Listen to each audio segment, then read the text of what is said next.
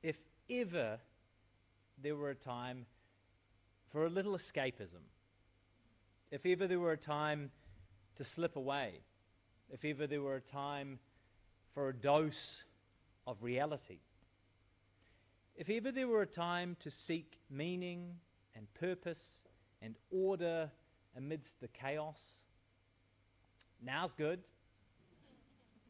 What a pleasure, what a privilege it is to be with you this year as we celebrate the writers and the work that has lifted us, that has delighted us, that has enriched us. I am Jack Tame, and it really is my joy to be with you here this evening as we celebrate the 54th year of the New Zealand National Book Awards, the Ockhams.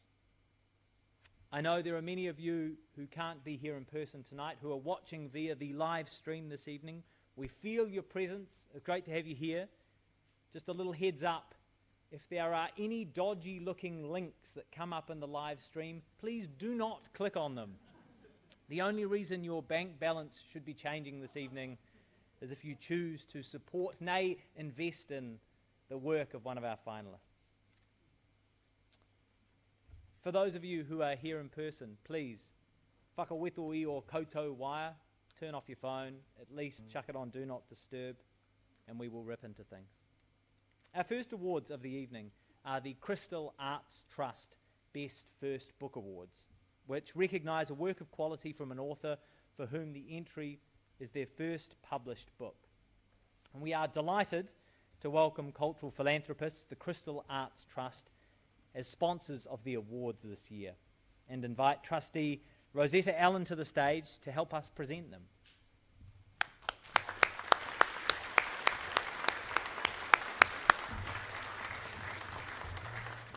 Now, these awards are not only a significant career milestone for winning writers, they also have a long and storied history in New Zealand's cultural landscape, with the oldest prize dating back to 1940. Each is named for an eminent historian, poet, or novelist.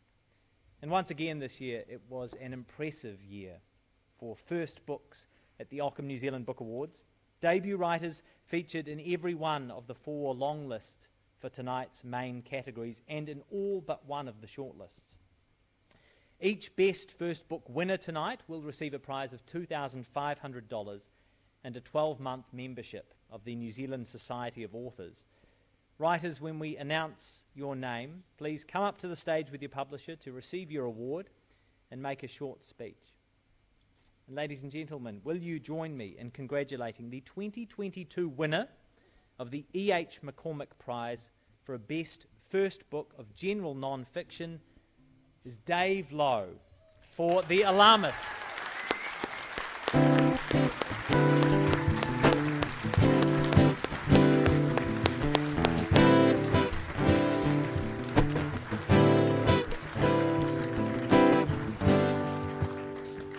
The Alarmist 50 Years Measuring Climate Change is published by Te Herenga Waka University Press.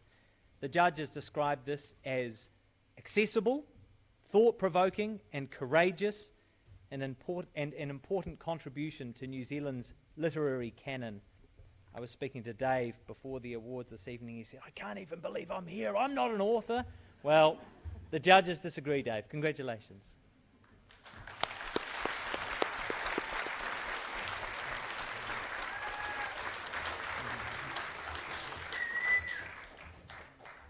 I haven't actually prepared anything to say, but I know everyone here has been in the New Zealand bush, on a beach, and you feel that you're part of something. And we are. We're all part of the Earth system. Let's not stuff it up, please.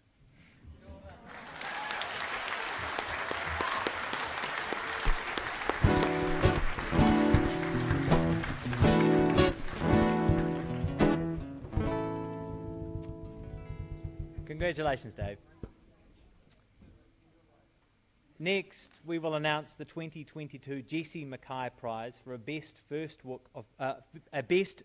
Book of Poetry. And the winner is Nicole Titihuia Hawkins for Whai, published by We Are Babies Press.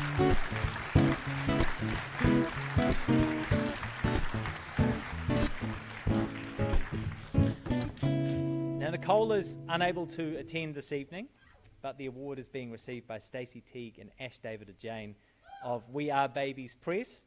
And the judges said, with gentle, compelling confidence, Hawkins explores themes of colonisation, ancestry and education without losing her sense of beauty and humour.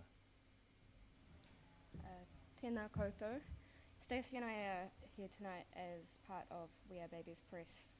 It's a huge honour to accept this award on behalf of Nicole, who we really wish could be here tonight, but her baba and her whānau have to come first, of course.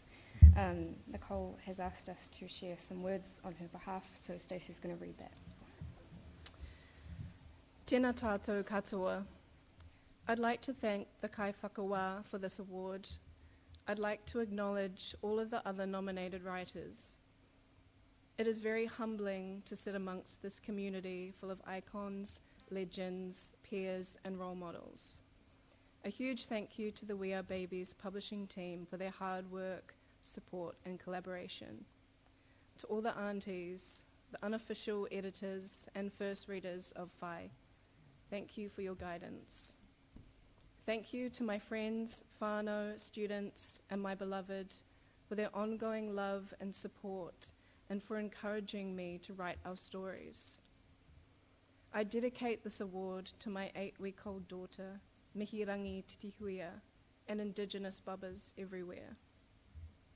I wish that you grow up always knowing the value in our stories, and may you always have the courage and the confidence to tell them.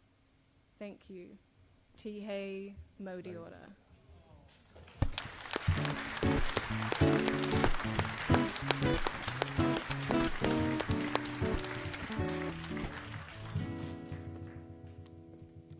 Kia ora kōrua.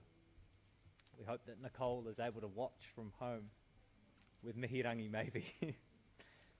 The 2022 winner of the Judith Binney Prize for a Best First Book of Illustrated Non-Fiction is Bridget Hackshaw for The Architect and the Artist.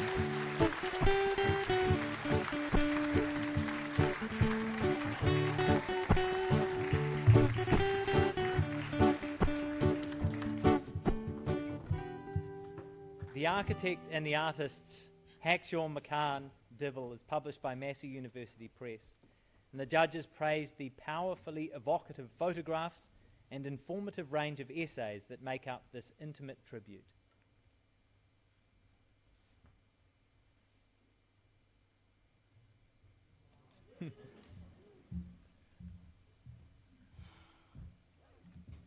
Well, I agreed at the last minute to make some notes. I didn't think I'd be using them. Tēnā koutou katoa. This book was an absolute joy to make, and needless to say, I didn't expect to be standing up here. I'd like to accept this on behalf of my co-authors, Peter Simpson, who's here tonight, and Christopher Dudman, Peter Shaw, Julia Gatley, Alexa Johnston, and Sister Maria Park. I'm incredibly grateful for your support and sharing your expertise, especially with a debut author and photographer, and with some of your enormous reputations. That was some risk. As Dad said to me about Upland Road, the Upland Road Convent, it would be nothing without the McCann windows, and this book would be far less without your contributions. I'd like to thank the New Zealand Book Awards Trust, Ockham Residential, as Nicholas said, the heroic judges, Booksellers, Aotearoa in New Zealand, and the Crystal Arts Trust particularly. I'd really like to thank Nicola Leggett and her incredible team at Massey University Press, an absolute delight to work with, Anna Balbies and Anna Jackson-Scott. What an awesome team. Arch McDonnell, Alexandra Turner at In-House Design for the design work, Susie Bailey, proofreader, publicist, Diana Bagnall and other friends for contributions. Thank you.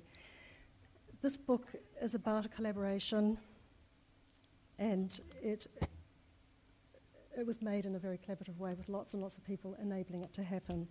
Numerous people in the schools, private houses, libraries, archives, galleries, churches and offices who so generously afforded me very easy access to research and photograph. It was an incredibly fun process. Thank you to everybody. We started this process. The book has come out of a film.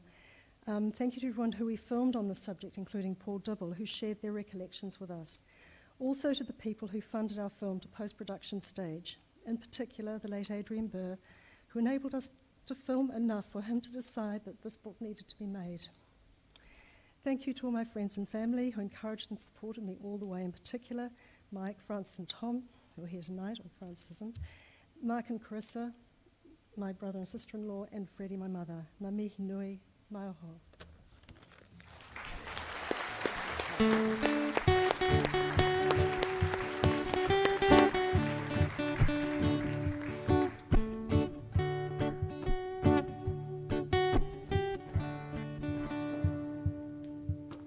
Kia ora, Bridget. Congratulations. It's now time for our final winner of the Crystal Arts Trust Best First Book Award for 2022.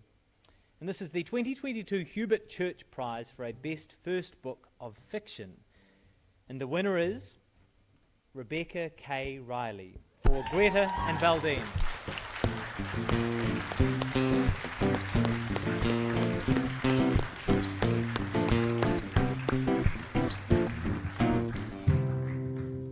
Greta and Valdine is published by Te Herenga Waka University Press, and the judges described this as an Auckland book, a queer book, and a Māori book that has equal parts wit and heart.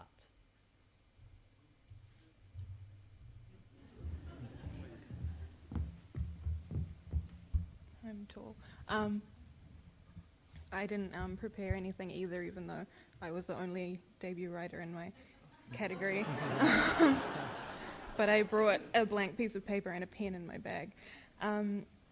I just want to thank everyone at Te Herenga Waka Press, Fergus, Ashley, Craig, and Tay, and formerly Kirsten as well. And to all my friends, my mum, all the guys at Lensbright, Marcel, Mitch, Fitzgerald, Clive. Thank you, and thank you all the readers and all the bookstagrammers who try and tag me and stuff, and I turned it off so that no one can because it was just so stressful. Thank you.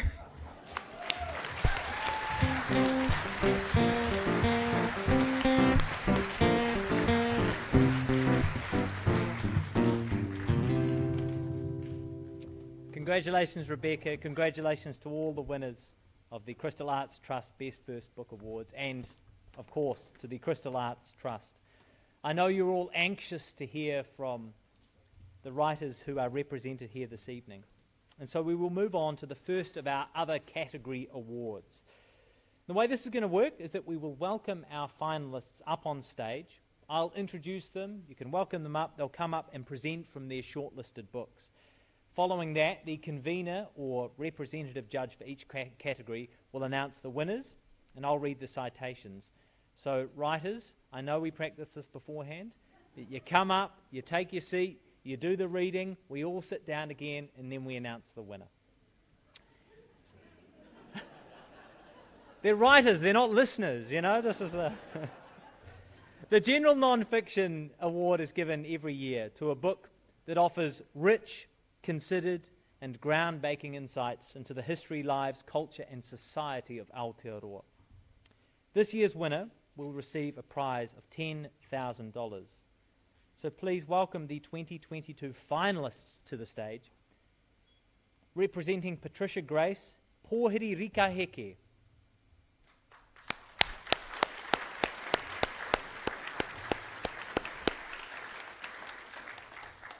Dave Lowe for The Alarmist, 50 Years Measuring Climate Change.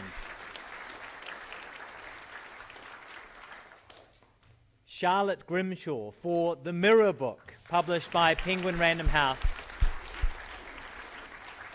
And Vincent O'Malley for Voices from the New Zealand Wars, Te Reo no Ngā Pākanga o Aotearoa, published by Bridget Williams Books. Kia ora koutou. Congratulations. Pōhiri, over to you. Tēnā koutou koto. Kia koutou ngā mana whenua. Blackie, rawa ko Tuhi, tēnā koe, tēnā koro mō kororo mahana ki a mātou. Kia ora everyone. Daila Pōwhiri, my name is Pōwhiri. Daila Waiata, Blackie got me up. Dial reader, Pat asked me if I would do the reading for her. So kia ora. I'm a school teacher. I don't write, I don't really sing. There's a lot of things I don't do. So, but I'm very honoured to read from Pat's book, From the Centre, A Writer's Life. You're not going to ding a bell if I go over the 2 minutes? It's not the Oscars. You're Thank right. you. You're good. Yeah. St Anne's Parish School was a 2 or 3 section bus ride from where we lived. My mother took me to school on that first day. We stood outside the classroom while she spoke to a little old nun with a hairy chin. Inside my school bag were my lunch in a paper bag, a pair of brown slippers, and an apron which was called a pinny. I was taken to be with the younger children at a long table, where we stood behind our chairs to say our morning prayers. There was a lot of reciting of prayers 3 times a day, catechism, nursery rhymes, jingles and speech exercises, the alphabet and what sounds the letters stood for: A for apple, B for bed, K for cat. We were instructed on how to sit when writing or drawing: feet together, back straight, forearms on the desk.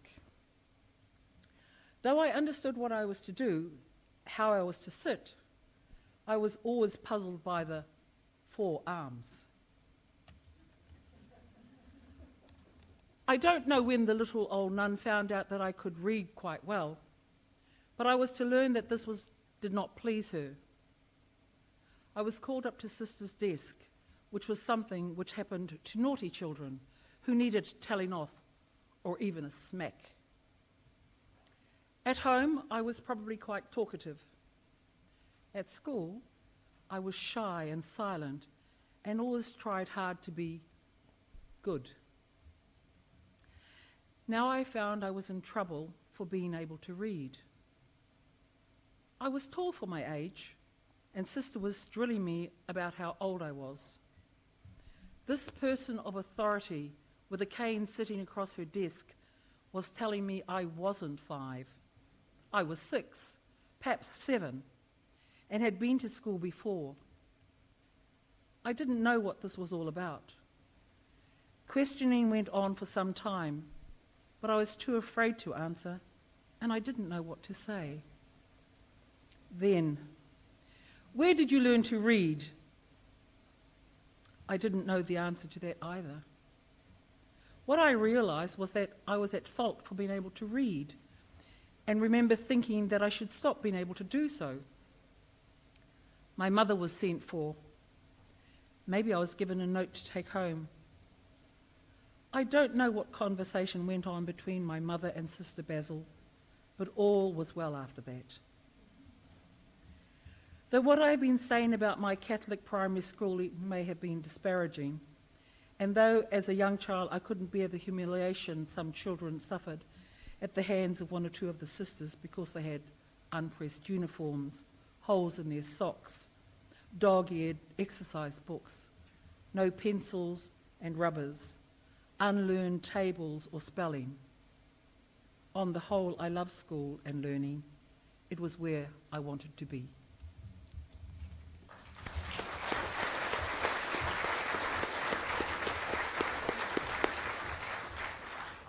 Dave.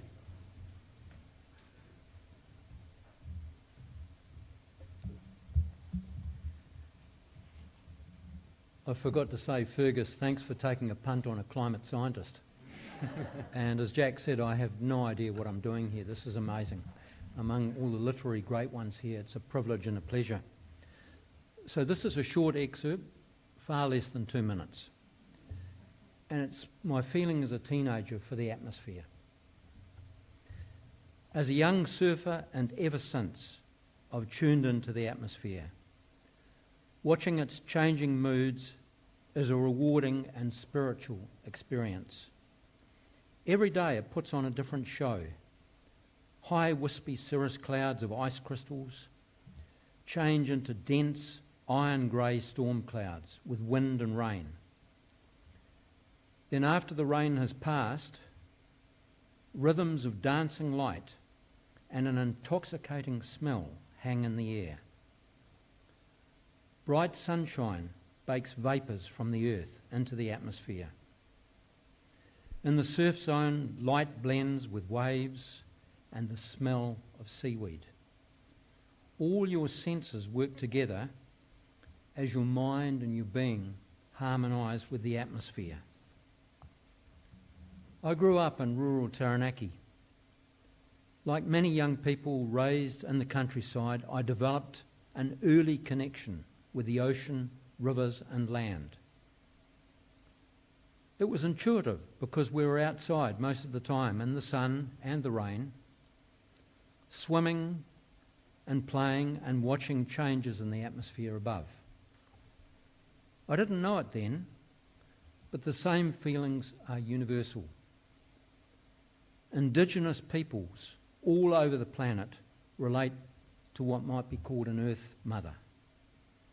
The Māori Earth Mother is Papa Tuanuku, gives birth to all things, including people. We share an innate sense that the oceans, air, land, and all living things are somehow joined in a web of life. Thank you.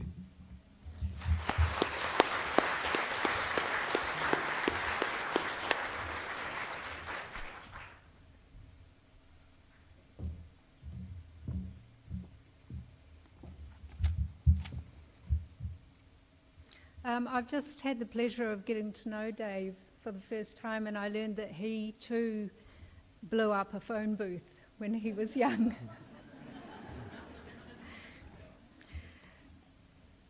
This is a very short extract from the Mirror book.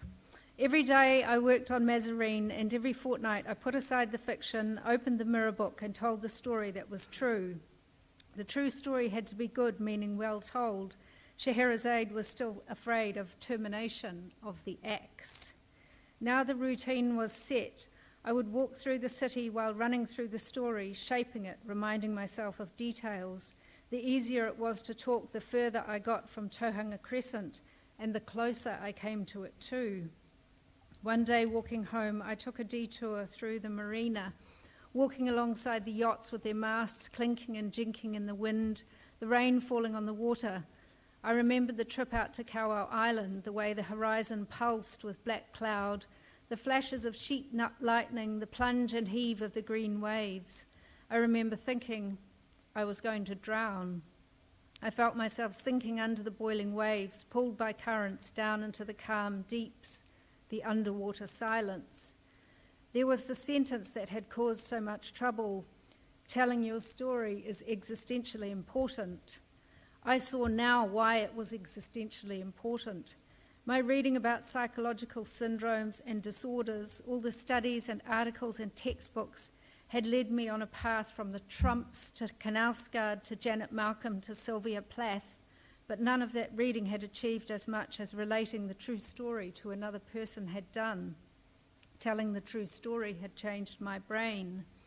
This is what is existentially important: to be heard and understood, to have a listener affirm it, to know the mind is not alone. You are not an idealized character in someone's fiction. You are real. Your literary family is not a work of fiction. They are real.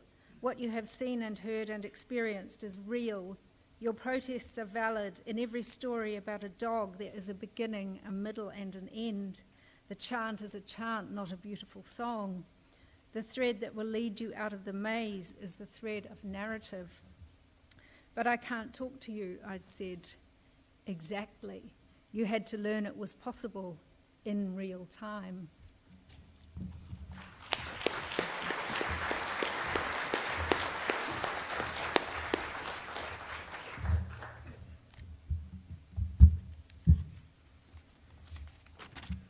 The New Zealand Wars were a prolonged and complex series of conflicts that changed forever the course of New Zealand history. They were transformative events in our national story, in many ways far more so than the two world wars that generations of school children learned about instead. Fought between the Crown and different groups of Māori, the wars are usually said to have begun at the Bay of Islands in March 1845, though a case is sometimes made for an earlier start at Wairau in the northern South Island in June 1843. By the time they came to an end in 1872, around 6,000 people had been killed or wounded, over 2/3 of them Māori. The country had changed immensely as a result of these conflicts. So what were they and what were they about? Well, that's been debated and discussed by historians for years. It's important to remember that these were quite discrete episodes spanning many years and often driven by local factors. Bungled New Zealand Company land dealings were behind the Wellington conflicts of 1846, for example, but irrelevant to the Northern War that ended that same year. Yet for all the regional nuances and variations, certain recurring motifs can be identified. Land sovereignty and latent Victorian assumptions of racial dominance were all issues in these conflicts. An overarching theme was the tension between increasing Crown assertions of absolute sovereignty and Māori expectations of continuing chiefly authority. At their core, many of these conflicts raised the same question: whose will was going to prevail? This was more than just a question of land ownership. It went to the heart of how Māori and Pākehā would live together in this country. Would Māori share the fate of many other Indigenous peoples around the globe, being reduced to a state of subservience and perhaps even facing the prospect of total extinction? Or was New Zealand somehow different? Would the promises held out in the Treaty of Waitangi be upheld by the Crown? We not only know the answer to that question, we live with the consequences today. For the later history of New Zealand was profoundly shaped by these conflicts. The Native Land Court would not have been possible without the New Zealand Wars, neither would the native school system. One stripped Māori of their lands, the other of their language. This history is not over and done with. It's a story of how we got to where we are today.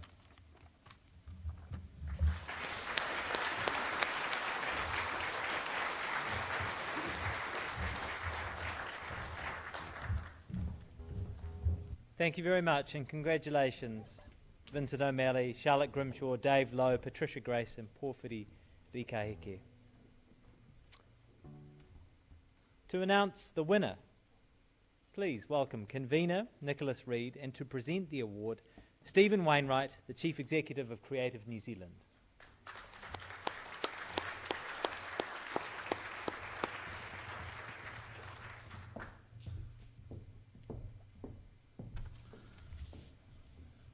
General non-fiction means many, many genres corralled together under one heading. Memoirs, biographies, autobiographies, essays, polemics, reportage, history books, treatises on economics, examinations of art and other subgenres. How do we compare one genre with another? It's a daunting task. This year we read and assessed 56 non-fiction books.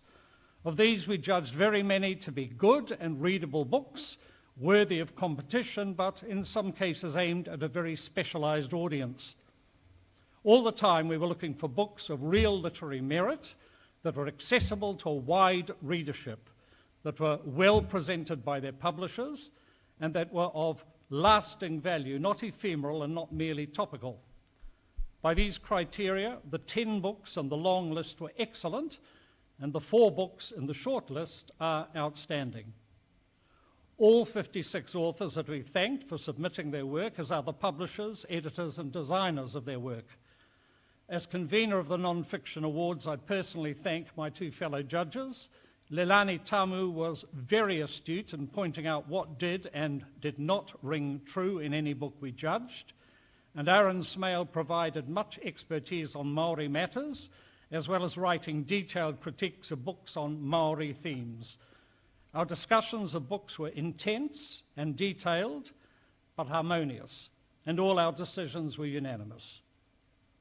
I'm very happy to announce that the winner of the Ockham Book Award for General Non-Fiction is Vincent O'Malley for Voices from the New Zealand Wars.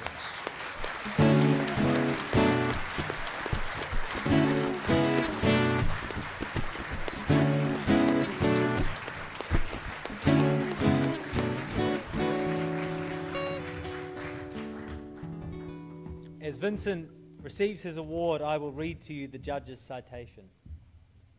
Vincent O'Malley's book meets all the criteria for a great work of non-fiction. It is the fruit of close historical research and accessible to a wide readership. It tells us of the past, but is relevant to the present when public debate feeds New Zealanders' hunger to know how our country was formed. It's nuanced in its balance of both Māori and Pākehā voices, and it respects the attitudes and assumptions of people who lived in an era different from our own. In bringing together these voices, O'Malley creates a coherent history of the New Zealand Wars, gives greater attention to wahine than earlier historians, and deals carefully with contested events. The excellent book production is a credit to the publishers. Congratulations.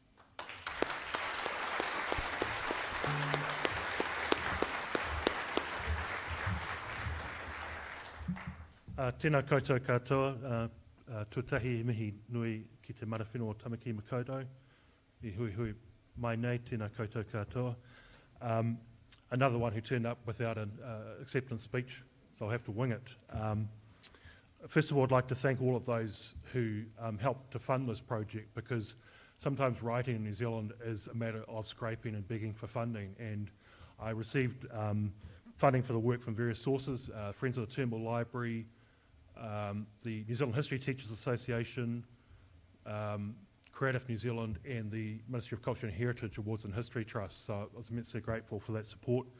I couldn't have done this without the wonderful team at Bridget Williams Books, including Tom Rennie, Bridget Williams, Katrina Duncan, Nancy Swarbrick, and many others there, along with the wonderful designer Neil Partington. And also to my wife Joanna Kidman, who's helped in so many ways with this work and with our journey through New Zealand history. I couldn't have done this without you, so thank you. This book is part of a trilogy about the New Zealand Wars, which I've argued and I said in my reading tonight, we're defining conflicts in New Zealand history, and it's so wonderful that from next year all school children in Aotearoa are going to learn this history. This will be transformative if it's done well. So I'm really grateful for that, and really excited about the way that we begin to own our history, warts and all, as a nation, and thank you for this.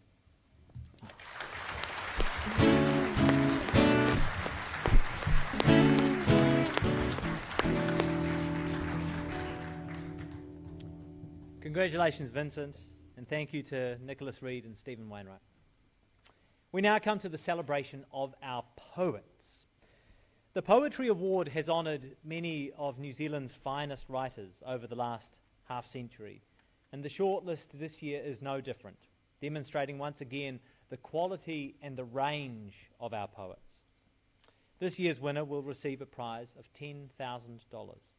So please welcome to the stage the finalists for the 2022 Mary and Peter Biggs Award for Poetry. They are Tei Tibble for Rangikura, published by Te Herenga Waka University Press. Seri Barford for Sleeping with Stones, published by Anahera Press. Anne Kennedy for The Sea Walks into a Wall, published by Auckland University Press.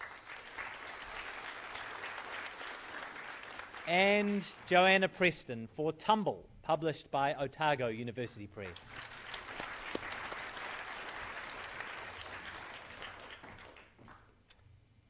Tei, if you'd like to begin. Kia ora e homa. I'm just going to read a very small poem, and it's a love poem for my mum and dad if history had been different and if our inheritance had been different. And it's called My Mother Meets My Father in an Alternate Koru. I said, fuck, I feel Māori when I'm swimming in a river. And you looked at me with the sun escaping your grip.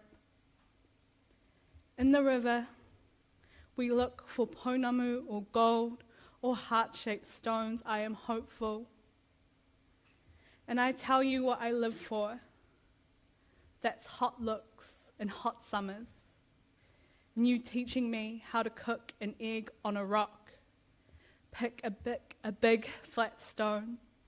Carry the river in your hands and watch if the water dances off.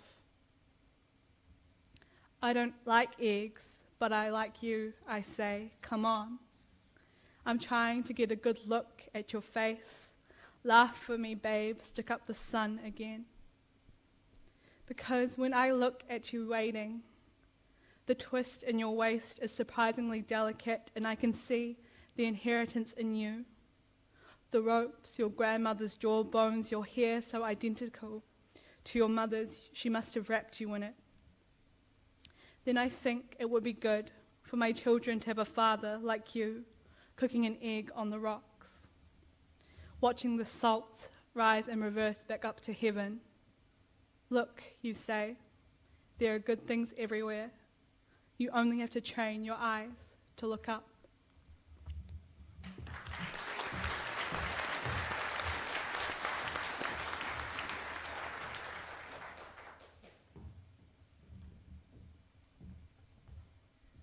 Kia ora tātou, talofa lava.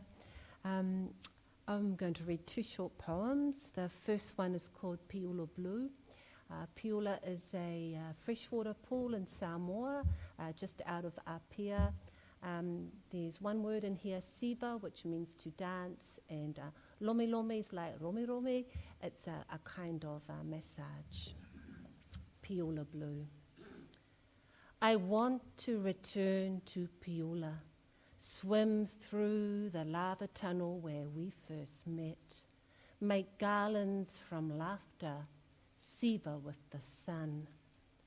I want to intercept history, paint do not disturb across your forehead, banish spiteful ghosts inciting you over the edge, relocate your final standing place, undo your death wish. Come, my love, follow me down the mountain, through the desert, across the ocean to Piula. Fish will lomi lomi our tears into crystalline water. I will kiss you better. And the second one is called The Dark Side of the Moon. Masina is the Samoan word for moon, and filemu is for peace. And after Alan jumped over the waterfall, this white pigeon, a lupe, used to come and visit me, and so this poem is about that. Grief is a fist of whirling mussel shells, slicing, scraping, shredding what remains. A white pigeon heard you'd flown the coop, took me gently under his wing. Filemu, filemu, filemu, I crooned, offered water, seeds, leftovers. He ate everything except cooked carrots, was a peaceful presence in my dismantled world. One morning, Filemu was gone. Waning Masina rested instead on the guano splattered roof. I ached to patch her incomplete beauty. I am fully present, Masina chided. Heal yourself instead of tinkering with my perfection. I saw the dark side of the moon, white feathers falling like rain. Apetai tele lava.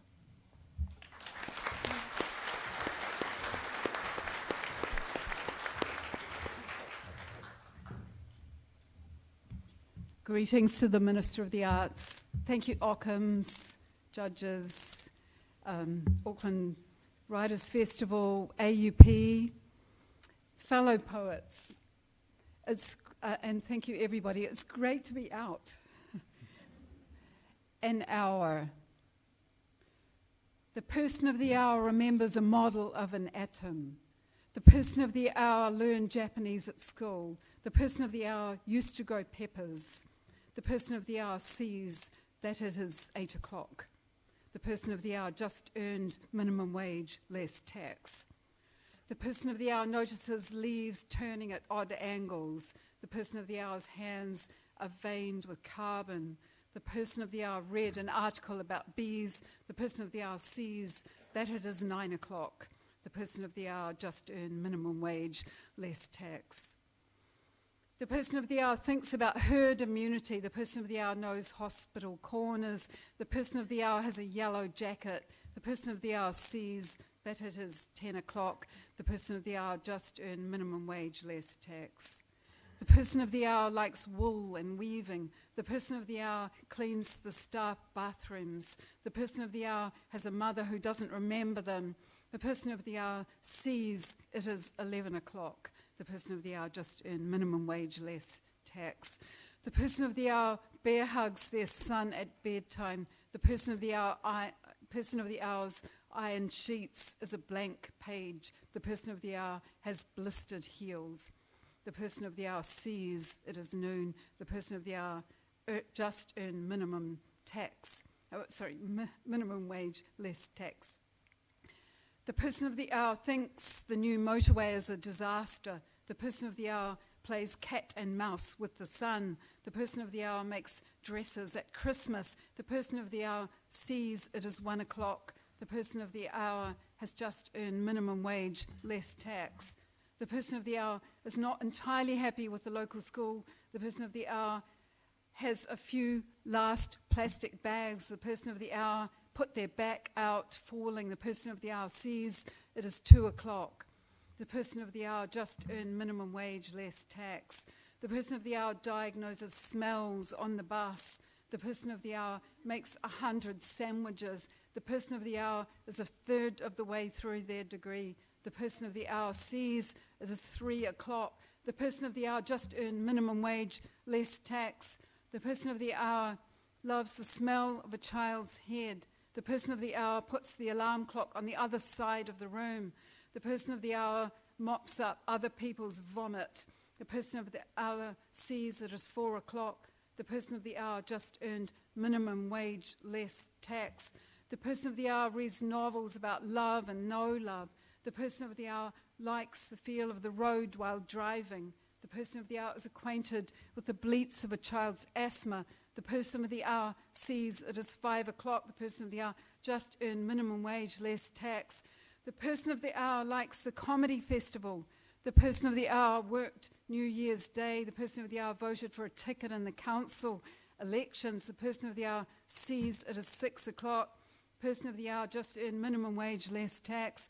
The person of the hour likes baking bread. The person of the hour feels nervous in the building after dark. The person of the hour is worried about kids' uniforms. The person of the hour sees it is 7 o'clock. The person of the hour just earned minimum wage, less tax. The person of the hour stargazes while emptying the bins. The person of the hour is going to a wedding in March. The person of the hour is being evicted from their house. The person of the hour sees it is 8 o'clock. The person of the hour just earned minimum wage, less tax.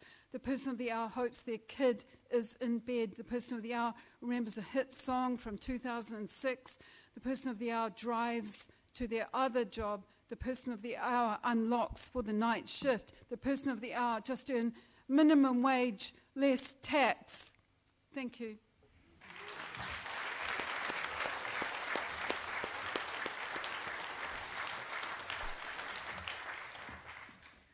Kia ora. I'm going to read you 3 parts from a longer poem. Lucifer in Las Vegas. 1. The Fall. As I fell, I burned through shame and grief and disbelief and love. Words that trail like broken wings. Only rage was left, its silken tongue, its crystal shell. I fell through night and time into the morning of this world and kept on falling. Once I lived by passion's flame, but I learned cold blood is better. 2. Shell. It's been 6,000 years, give or take. This shape's as good as any other. I'm fortress, island, rock. a treasure chest with a living lock no thief can pick. I walk in armour, plastron thicker than a tank. The only mark of then is a reflex twitch, a flinch, a body thing I still can't shake beneath the fear of wings. When I heard what happened to Aeschylus, I laughed so hard I nearly split my shell. Well, I see, he hasn't lost his sense of humour. 3. Sand. Once, all this was sand. Sand and cactus, sand and yuccas, sand and blackbrush Gila monsters, sand and sand. Hell of a place to land in. A dried up basin in the mountains, not a blade of grass to graze on, not a flower without thorns. I listened to the blood song of the desert and dug down.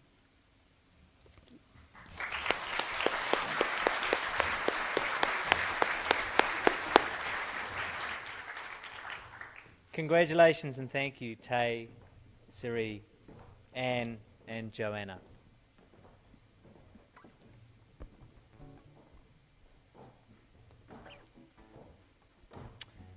Now, the convener of judges for poetry, Sarada Koirala, is in Australia and unable to join us this evening.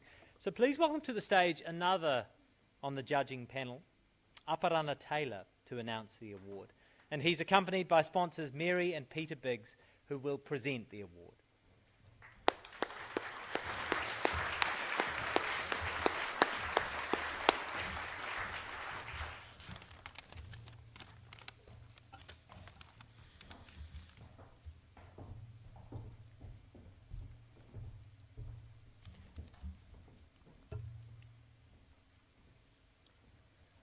Tēnā tātou katoa, rauranga tira mā, nau mai haere mai ki te whakanui ngā mahi o wēnei kai tuhi-tuhinga.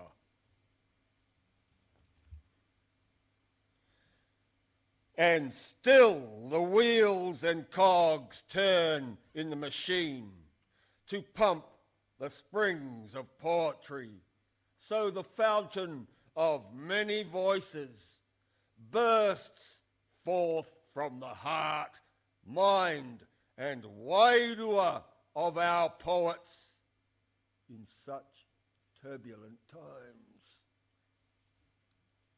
Like the sea in all its moods, depths, shallows and delightful rock pools. Like the tides that come and go, poets have landed 33 waka poetry books on our shores while sailing us across many oceans. Māori and Pacific Island poets wear well the korowai of poetry with mana,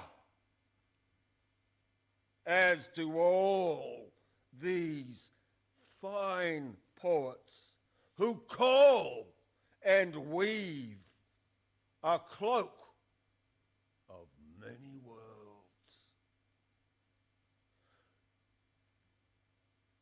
To all who entered, there was merit in every waka. Congratulations to those long-listed and short-listed. Your work demanded robust, intricate and lengthy discussion from myself, Sarada Koirala and Jane Arthur. As judges, in our discussions, we listened to and learned from each other. On this basis, we made our decision.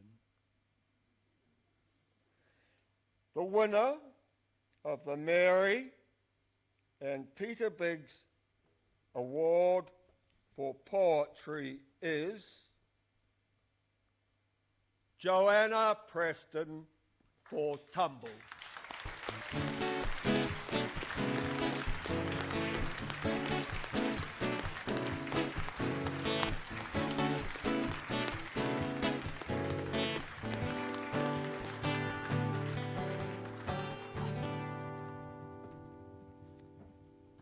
As Joanna receives her award, I will read to you the judges' citation.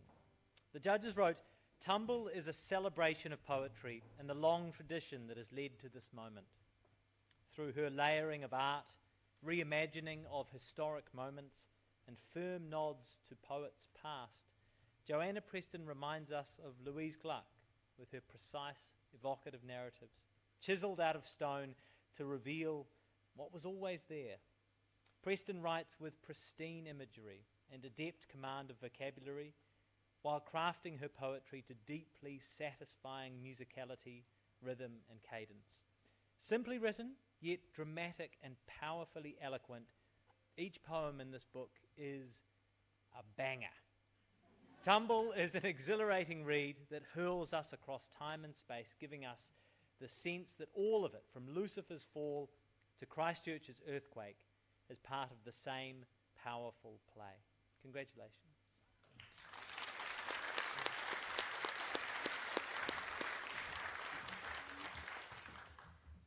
I did not expect this. Thank you so much. Thank you to the judges. Thank you to the organisers. Huge, huge thanks to all my people back in Christchurch and Lincoln who are watching on the live stream, and Otago. There are a whole lot of people, and Mum and Dad, if you actually managed to work out how to get it to work in Australia, that would be good. Hi, Mum. And thank you to Sue Wotton and all of the incredible team at Otago Uni Press. They only said yes to the book in April last year, and somehow we managed to get it all together and out by November, and that is the work of so many people. If it takes a village to raise a child, it took an entire island to get this book. Yeah, I'm going to sit down now because I don't know if I can stand much longer. Thank you so much.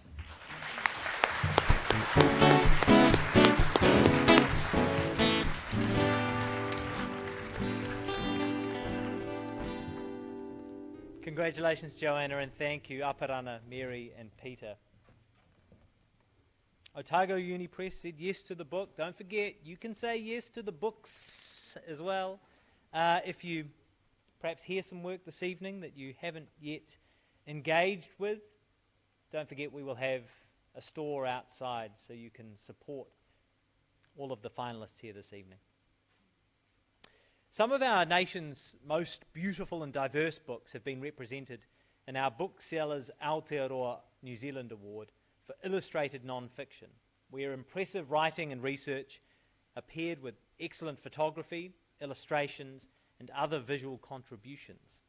This year's winner will receive a prize of $10,000. So please welcome the 2022 finalists to the stage. Claire Regnault for Dressed, Fashionable Dress in Aotearoa, New Zealand, 1840 to 1910, published by Te Papa Press.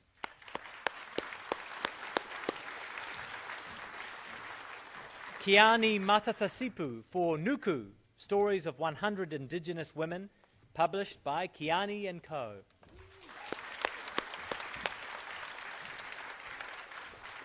Lucy McIntosh for Shifting Grounds, Deep Histories of Tāmaki Makaurau, Auckland, published by Bridget Williams Books.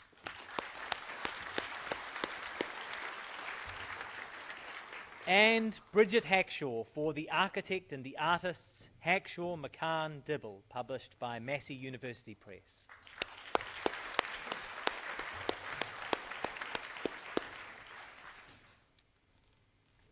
Claire, if you would like to share your work.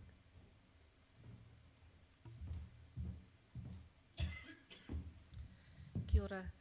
This is a little snippet from a chapter called Balls, Plain and Fancy, and centres on one of the favourite people, Irene Edwin, that I met in the archives. Irene Edwin was a regular guest at the capital's premiere at homes, parties and balls with her parents, Amelia and Captain Robert Edwin. As the director of the Meteorological Office, Captain Edwin was renowned throughout the country for his weather reports. Socially disposed, he was considered one of the most genial and companionable of men in Wellington. Although none of Irene's ball dresses survive in our museum collections, she saved many of her invitations. On their reverse, she joyfully recorded what she wore: her coming out dress, a yellow crepon, her pink silk with new long pink sleeves, along with descriptions of the decorations, the evening's dance program and the supper menu. She also recorded humorous anecdotes, from having to chase ice cream around on a hot plate to the doctor who hid behind a palm all night to avoid dancing. For the 1895 Queen's Birthday Ball, Irene chose her white and silver.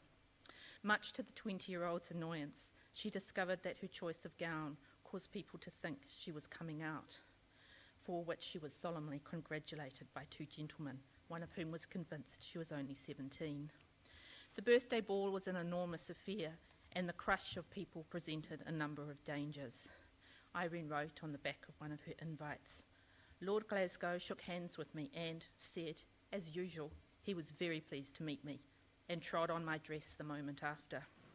Danced troubadour waltz with Mr. Coates, nice big partner, enjoyed very much. Collided with a couple. The man turned round to Mr. Coates, remarked, 'Brute!' Saw Mr. Coates' size and hurriedly disappeared. Another couple bumped into us, didn't move Mr. Coates, but knocked me right off my feet. Mr. Coates held me up off the ground till there was a vacant space, when he put me down without stopping and went on waltzing."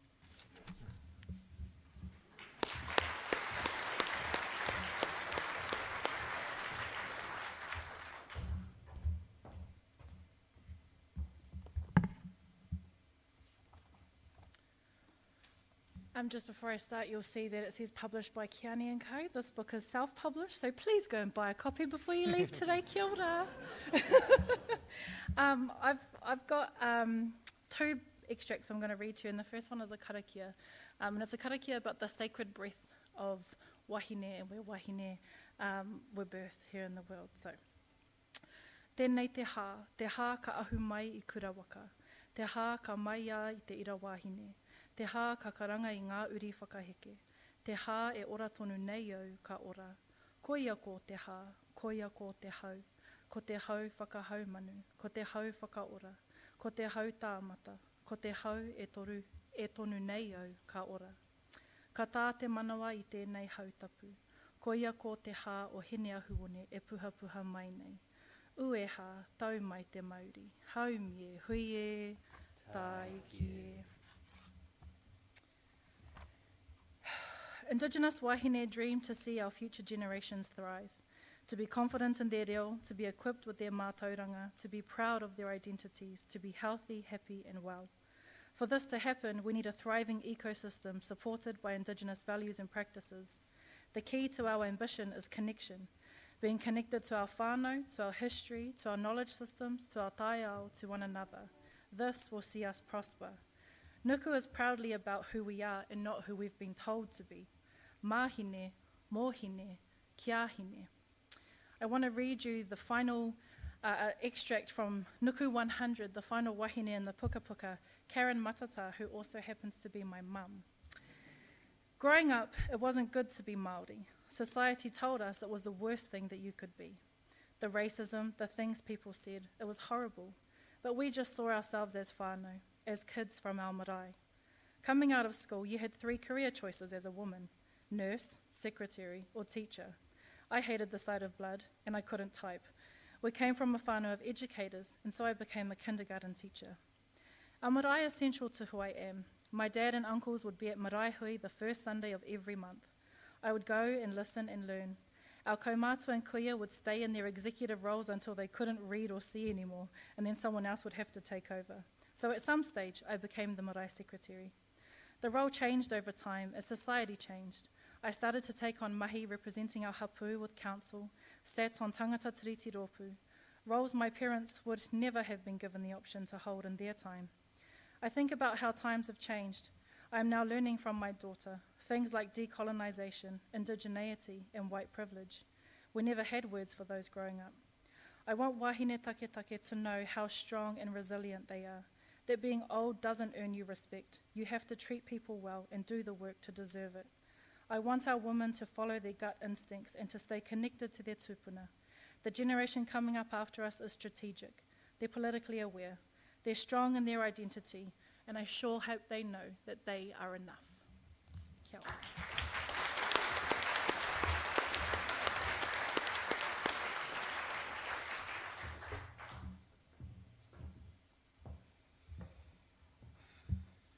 Tēnā koutou katoa. If you decide to visit the obelisk at Maunga Kēkē, rather than viewing it from a distance, you must first climb the mountain. The road to the summit circles around the maunga, weaving slowly to the top. On foot, the mountain engages all the senses. The demanding contours quicken the breath and heat the body. The steep sides loom overhead, dwarfing the obelisk on its summit, and often obscuring it from view altogether. Instead, you're surrounded by steppe terraces and deep craters covered with pasture and volcanic rock, which shift and disorientate as they wind around the mountain. People, sheep, rabbits, and other animals move across the landscape, carving their own pathways across, up, and down the slopes. Their movements expose other histories in the eroded land, revealing rock, middens, and taonga. People like to arrange the loose volcanic cones in the craters, creating messages and signs on the landscape for loved ones. A pine tree, presumably self-seeded, stands on an outcrop halfway up the road, an echo of the controversial pine that once stood on the summit. As you reach the top of the road, the landscape becomes more controlled, with retaining walls supporting the platform of the summit complex. The obelisk stands stolid and alone, propped up against the relentless forces of erosion, weather, people, animals, and time that constantly pull against it. Around it, the daily life of the wider landscape continues, full of the ever-shifting sounds, smells, and sights of human and natural histories. Deep within the recesses of the mountain, beneath the veneer of pasture and roadways, lie the burial chambers, alternative spaces of commemoration. The chambers were shaped by the mountain itself, with steam from the eruption forming them, and molten rock hardening as it cooled to make the caves.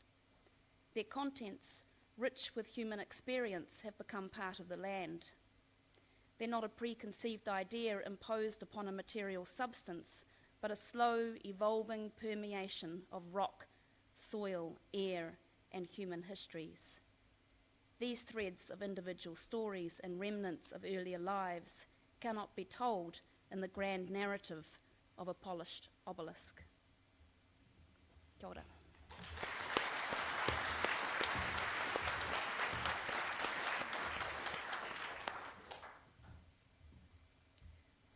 Kia ora, tēnā koutou katoa. 8 of the 12 buildings that Dad, McCann and Dibble worked on were churches, so I'm going to read a short extract which includes the work of the three guys. The church has a long tradition of patronising artists, but it seems that the collaboration between my father, McCann and Dibble resulted in a fresh understanding and urgency in what work was relevant to local communities for their spiritual spaces. Most artwork in New Zealand churches in the 1960s and 1970s was imported from Italy or Australia.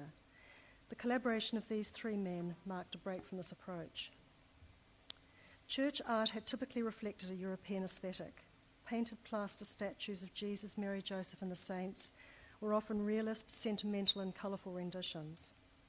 Windows narrated biblical stories and honoured sacred figures, and Stations of the Cross graphically illustrated explicit moments on Christ's journey to Calvary. In contrast, the materials and landscapes of this trio's works are ours. The window McCann designed in 1969 for St Patrick's Church in Te Puke, for example, has the shape of a hill signifying Calvary carved out of wooden glass. But Te Puke means hill, and so for McCann it was very much a local hill. My father used to point out what he called McCann Hills when we were driving, and often stopped to photograph them. Dibble commented on McCann's extraordinary ability to take the local and make it international, and my father admired the way McCann could express the local environment to make universal ideas universal ideas relevant to local communities. Dibble's Tabernacle at St Francis de Sales Church on Auckland's North Shore has a relief image of Rangitoto Island on its side, and its earthy bronze metal is more analogous to our landscape than the gold and silver more typically used in church altar objects. The Way of the Cross, painted by McCann for the Upland Road Convent, reflects the topography of Tamaki Makaurau, Auckland, and uses symbols rather than human figures to tell the story of the road to the crucifixion. The furniture my father designed was fashioned from rich native kauri and heart rimu timbers and was built by Averill Construction in Auckland. The local wood, simple design, and robust construction all express the origin of its manufacture here in New Zealand. The materials, colours and iconography used by my father, McCann and Dibble can be said to deify our own heritage and landscape. McCann's response to the landscape was deeply spiritual. In 1966, the poet Charles Brash wrote to the writer and art curator Hamish Keith saying, "I suppose one could say that landscape is the chief language of McCann's paintings, and of course he is saying something about it that doesn't come only from the landscape itself. What he says about it is at the same time an interpretation of the state of man, the nature of our life on earth." McCann wrote something similar himself to the Wellington art dealer Peter McLeavy a few years later. "I paint to tell people of the beauty of the land I love and of their relation to it, and the God they all ask of for help."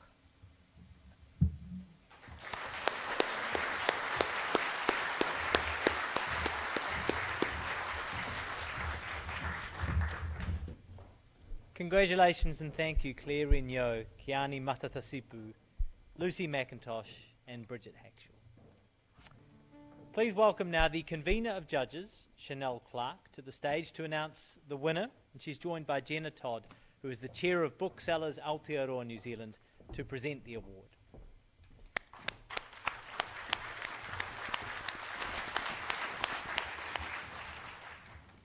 Kia ora tātou.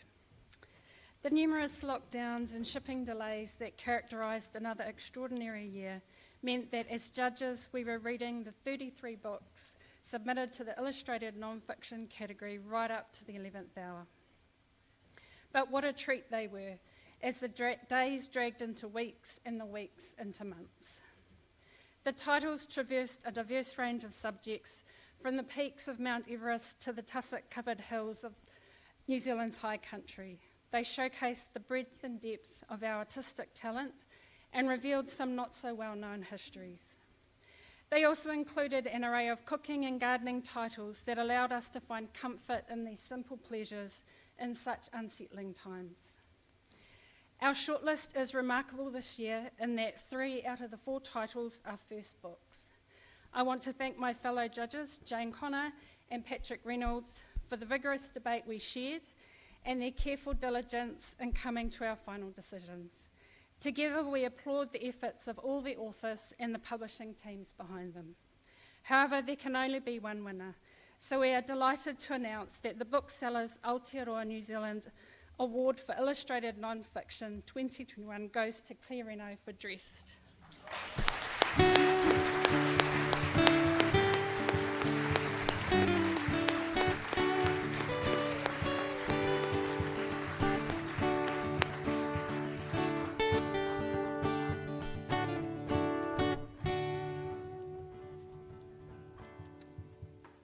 As Claire comes up and receives her award, I'll read the judge's citation.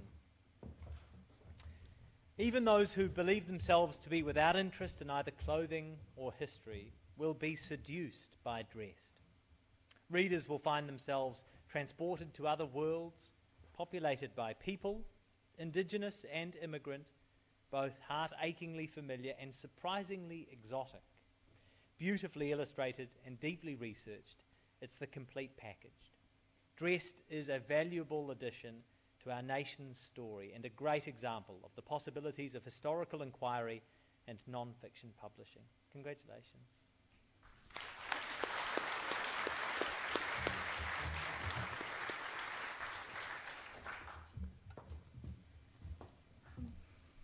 This is wonderful and embarrassing. Thank you. Thank you to the Ockhams and to Ockham Residential and Booksellers Aotearoa for sponsoring this particular category. My first year at university, I had an amazing classics lecturer who said, first piece of advice was never buy a book without pictures. And I think except for novels, my bookshelves are heavily weighted with illustrated non-fiction. And as a curator, it's always been such a pleasure to have any sort of involvement in the creation of a book. So I really want to, it has been a real honour. So, of course, I want to thank the judges, Chanel, Patrick and Jane, for taking my pink book seriously. A big thank you to Te Papa Press, especially Nicola Leggett and Claire Gibb, who helped produce the book. Te Papa Press is a very small but mighty team. And of course Kate Barraclough of Cape Francis Design. Again, it's such a wonderful process to see someone take a Word document and 300 JPEGs and turn them, just seamlessly, effortlessly into something very elegant and beautiful. And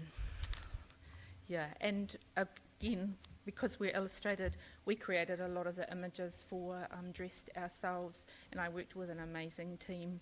So I thank, again, all our textile conservators at work, Sam Gatley, who did all the costume mounting, which is a magical skill, and Martin Hall, who did all the photography. And someone just recently described the photographs as being lovingly photographed, and he did such a beautiful job. So it's very much a team effort. So thank you very much.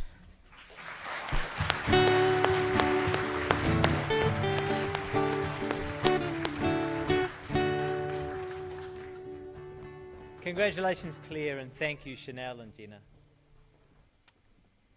The final award of the evening is the Jann Medlicott Acorn Prize for Fiction. At $60,000, the country's richest fiction writing prize, extraordinarily generous. Always keenly anticipated, this year's shortlist features 4 novels that explore contemporary and mythic worlds, family dynamics, twisted friendships, and time travel. So please welcome to the stage the 2022 finalists, Gigi Fenster for A Good Winter, published by Text.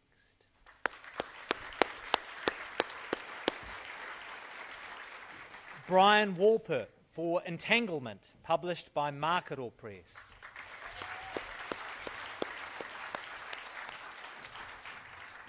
Rebecca K. Riley for Greta and Valdine, published by Te Herenga Waka University Press.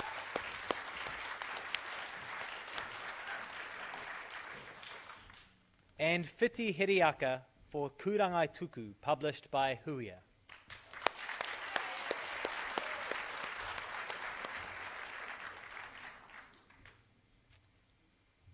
Gigi, if you'd like to share your work. Kia ora koutou. Before reading, I feel I should warn you that this character, the first person narrator, is not very nice. He said it was an amicable divorce. They were still friends. He said it wasn't his fault and it wasn't her fault. She discovered she was a lesbian. He said, these things happen. These things happen? Like discovering you're a lesbian is a thing that just happens. Like one day you wake up and find out there's a lesbian living in your body. Like one day you discover you've left your husband, you've shacked up with a woman, and you just shrug your shoulders and say, well, these things happen. And a while later, you find yourself walking down the aisle to get married to a woman, and the man you used to be married to is your best man, and everyone sitting in the pews just shrugs their shoulders and says, well, these things happen. My brother said he didn't mind being the best man in their wedding. Their wedding, for crying out loud. I didn't go. She invited me, but I didn't go. Why would I? Why would I go and watch my brother make a fool of himself? Why would I watch him shrug his shoulders and be cuckolded by a bunch of dykes? She cuckolded him, that Sonia. She cuckolded him with a skin and bones dyke with no hair and no tits, and I, for one, was not going to their wedding. It wasn't even a real wedding. It was just a trumped-up hippie nonsense with some queer friends of theirs making up a nonsense service, and my brother, the only non-homosexual man in the place, being the best man, trying so hard to prove he wasn't homophobic that he lost his dignity, trying so hard to be the good guy, the these things happen, I'll just smile and nod guy, trying so hard to respect her gay pride that he lost his own. He still loved her. I knew he still loved her. That's why I couldn't go to the wedding. I couldn't sit there and see my brother standing under some hippie flowered canopy, watching the woman he loves walking down the aisle. My brother handing a ring to the no-tits girlfriend she's about to marry, seeing the ring slide onto her finger and knowing that, yes, he does still love her. I couldn't sit there and watch my sad little brother push back the fringe that keeps falling in front of his eyes so that he could see the two of them taking their first kiss as wife and wife. I couldn't see that bit of fringe flopping back over his eyes as he folds himself, bends down from his great height to hug the woman who has just married the woman he loves. I couldn't watch my little brother brought so low. Thank you.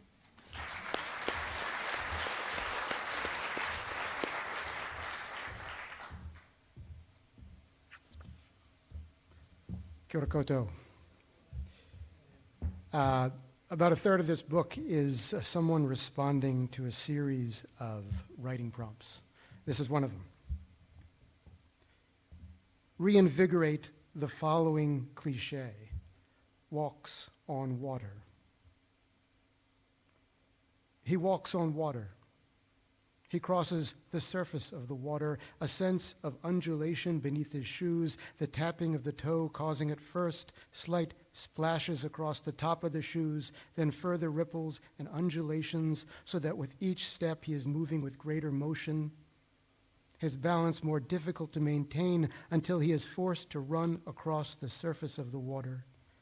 Run to keep up, to avoid falling, because he does not know whether he will sink or slap as he did the surface of the bouncy castle he and his brother jumped on at the county fair a few years before, his brother's higher jumps creating a series of swells that tossed him about, causing him to run to avoid falling inward toward the well of gravity that surrounded the brother. Then running as he's doing now, running across water, a lake stretched between the woods at his back and the farther shore that seems always to recede as he approaches, beyond which lies a white house with a walk whose stones are chipping and are yet to be replaced by parents who do not have heads for home maintenance, who are lost frequently in books and have little appreciation for the mold in the corner of the shower, the crack in the ceiling above the boy's bed, the water stain there spreading into the shapes of many shadows, a map of many countries, but who do appreciate their boy, their good boy, the smaller gestures such a boy can make, good grades, raking leaves, punctuality, good behavior.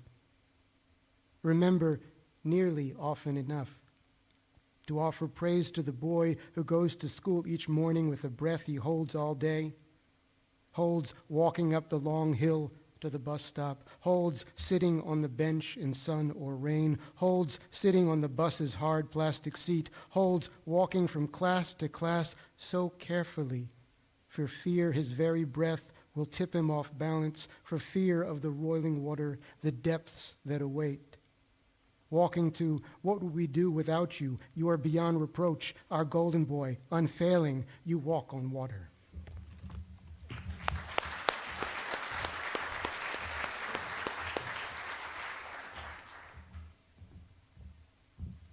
It's 1 minute 50, I timed it. I'm sure we can find something to watch if that's what you want to do. I nod and follow him into the living room, where I sit as far to one side of the couch as possible. I think that watching a movie is logically the best idea because I won't have to talk anymore, and the more tired I feel, the closer I feel to saying something weird. I think everything I've said up to this point has been pretty weird, but Sharby doesn't seem affected by any of the things I've said. I wonder how he feels about me being here. Other people's perceptions of me are very difficult for me to think about. Sometimes I forget I exist and that other people can see me until someone asks me to move so they can get off the bus, or I get recognized from my TV show. Sharby must know I exist because once we got stuck in an elevator together. Being stuck in an elevator is the kind of thing people remember. It was raining that day too. We had run back into my old apartment building from the street, car tires speeding through puddles. The man on the intercom had seemed mad at us when he said it would be an hour until we were rescued, as if we had really inconvenienced him by being stuck in an elevator. I wondered how often he was having to come and rescue people, and wouldn't the job be more suited to someone with a hero complex? Someone who took on the rescuing with a solemn sense of responsibility and pride? Being told off by the elevator man made me feel a certain way. Sharby thought there might be a camera in the elevator. I said there definitely wasn't, but I didn't really know.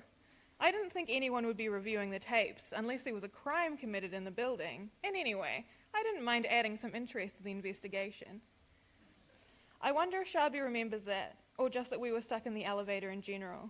He probably knows I exist now because he's looking at me, asking me what I want to watch, and I'm pointing at something, yeah, that looks good, and my head feels very heavy, and I want to ask him how much he remembers about the elevator, but it's enough just to keep my eyes open and look at Eddie Murphy and Coming to America. Thank you.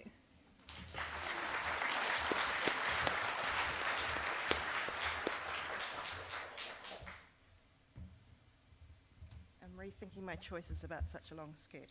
Anyway, tēnā koutou. I think I should mihi to Blackie and Tuhi. Thank you for having us here. Particularly because this story is very Aotearoa, so I want to acknowledge my status as a guest on your whenua. Yeah, here we go. A story does not live until it's told. The initial thought in the storyteller's head is a quickening. It is the spark of something. It is the beginning.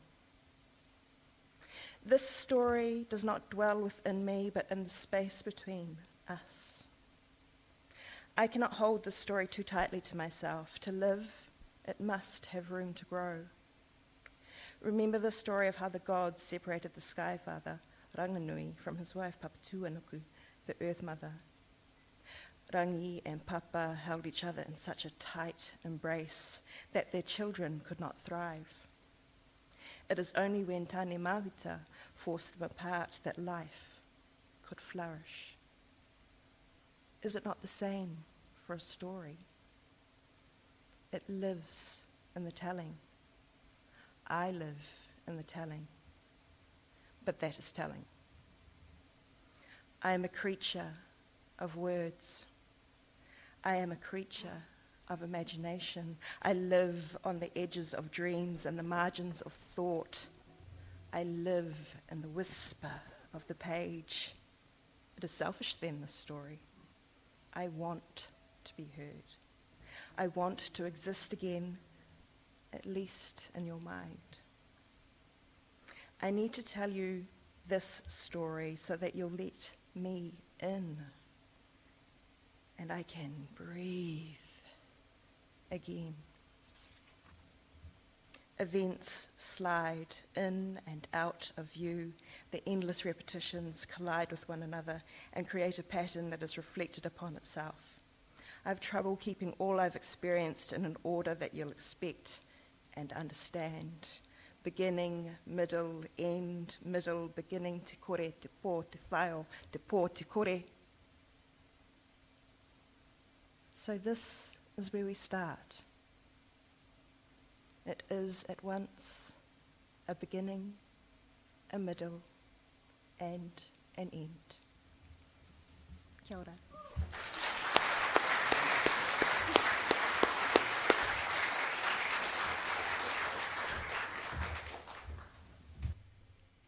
Thank you, Fiti, Rebecca, Brian, and Gigi.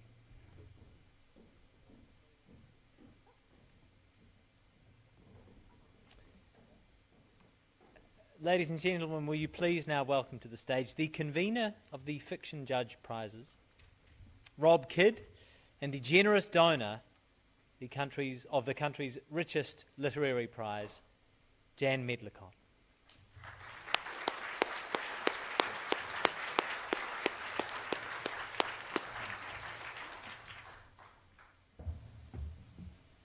Kia ora koutou. How are you? I don't have anything planned, and it's a running theme, but I firstly want to thank my fellow judges, Gemma Brown, Kellyanna Mori, and John Freeman, who was our international judge.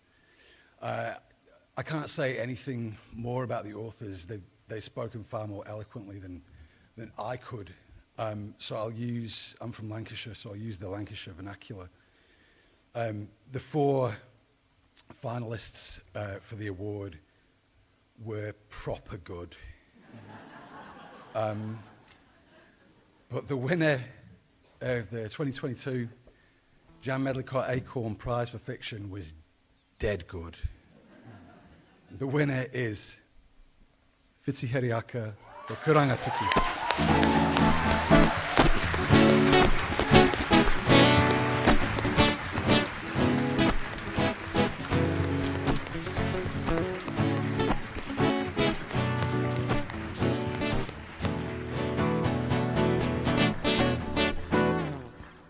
I will share with you the judge's citation.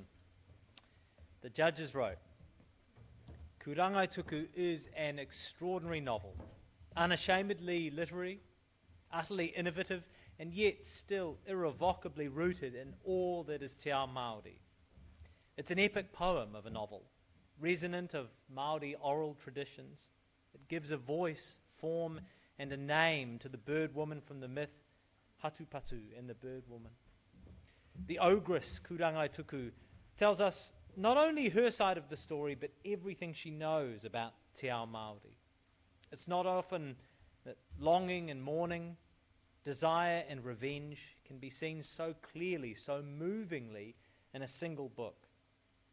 Kurangaituku is poetic, intense, clever, and sexy as hell. It's also an important novel, a true game changer. Congratulations.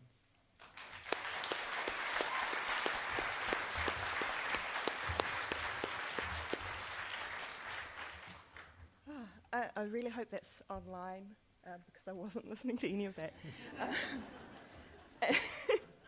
And also, I'm another one of the writers that hasn't written anything, which is kind of funny, us being writers, that we've avoided writing these thanks. So here we go, off the cuff, off the very long cuffs. I have to mihi again to mana whenua. Thank you for having me on your whenua tonight. Also, a mihi to all the other writers who were long-listed, who were short-listed, hell, who even got books out. It's an amazing achievement. And I think we're all richer for all of the books that have been out in the past year. I mihi also to the Book Awards organisers. Thank you so much. This means the world to me. And I think I have to give a huge shout out to Jann. This is an amazing gift. Thank you so much for this. Also, this book wouldn't be what it is without the support of Huia Publishers. They have been my support for the very long time this book took to write. And also, they took a chance on this strange structure. And the design team did a beautiful job on the book itself. It's a beautiful object. Oh, I say everyone. I'm very sorry if I've forgotten people. Shout out to my family. Thank you so much for all your support over the many years I've been toiling away at Kurangaituku. But probably the biggest mihi has to go to Kurangaituku herself. I have to say that because she'll get me if I don't. No, just kidding. She's been an inspiration in my life for a very long time. So, yeah, thank you so much. Thank you. Kia ora.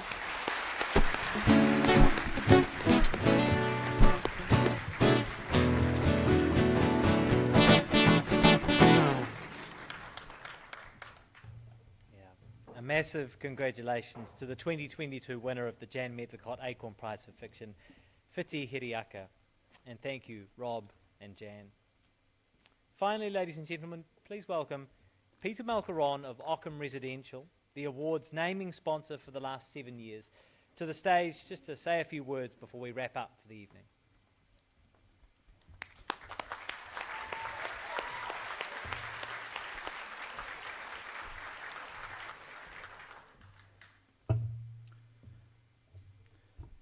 Tēnā koutou katoa, and good evening. I'm Peter Malcolm from Ockham, here before you tonight because our captain, Mark Todd, has COVID, and our backup demagogue, Ockham co-founder Benjamin Preston, is at this very moment meeting a brother marooned overseas until tonight for the first time in 3 years. Now, both these experiences are unexceptional.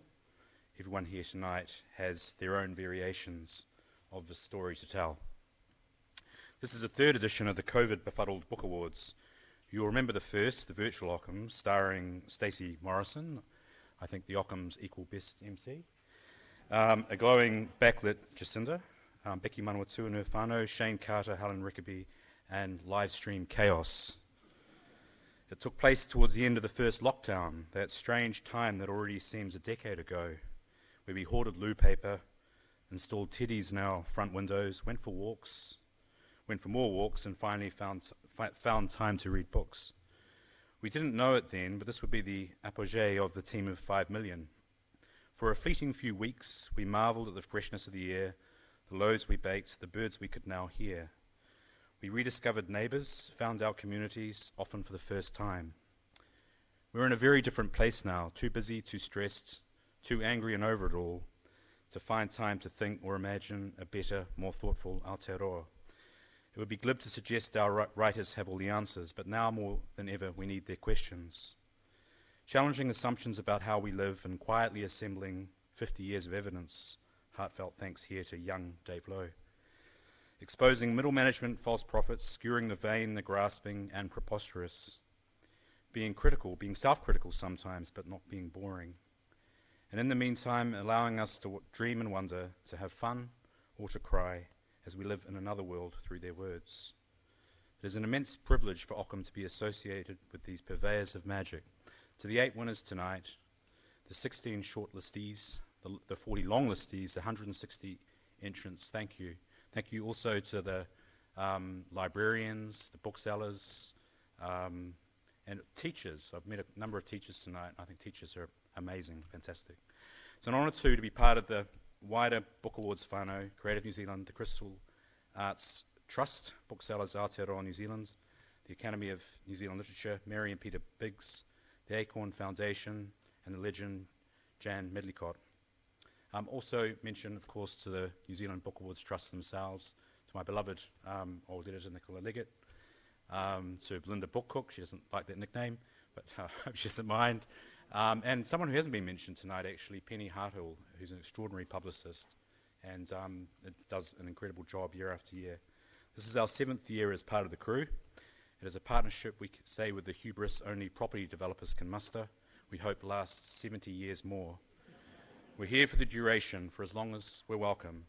Thank you very much.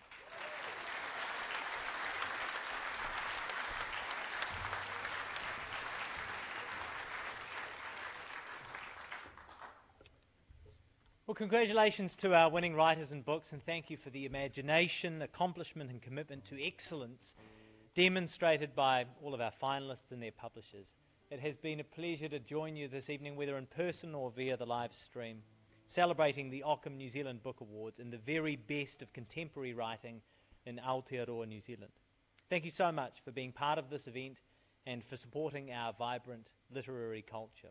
Before we wrap, please a massive thanks to our musicians, Sai Folau in the back line.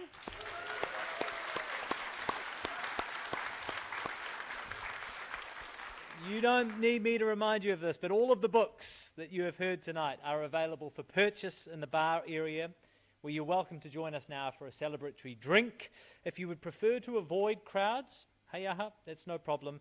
Just leave the theatre through the back doors and that will take you out to Grays Avenue. Masks are encouraged for everyone in the transitional areas like stairwells and exits. Kia hau maru te haere, please be safe. Tēnā koutou, tēnā koutou, tēnā tātou katoa.